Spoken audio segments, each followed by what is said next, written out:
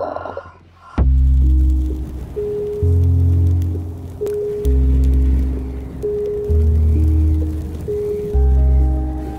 name is Robert Guindon. I'm owner, founder of Mobilium. We're an office furniture wholesaler and retail distributor. And we've been in business for 8 years now. The first tough choice that I've made is to take a risk, take a gamble with my money. Your money. Yeah, you have to do it with your money as much as possible. Try to stay away from the banks and do it with your own limits, which you have with your own money.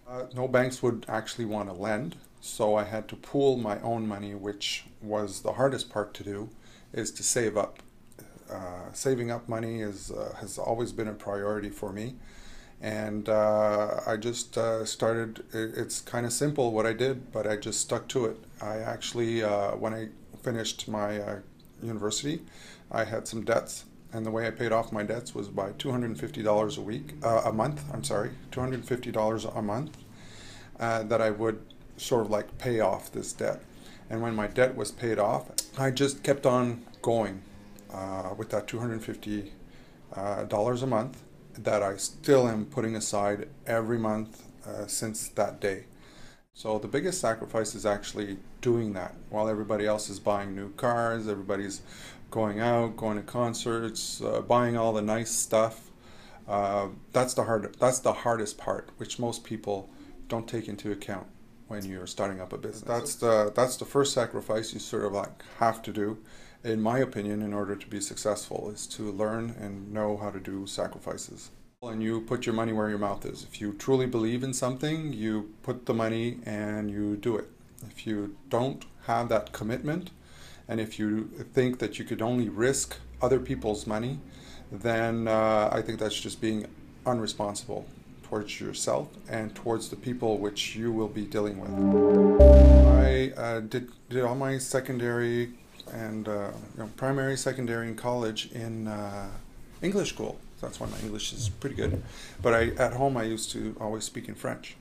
So I started out working for my father in one of his companies, and when I got into the offices, I sort of figured out that I couldn't read French, and I couldn't, and even worse, I couldn't write it. So it was a very, very big obstacle, which basically led me to a burnout and trying to figure out how to sort of like hide that I wasn't able to read, and I wasn't able, I could read, but not read.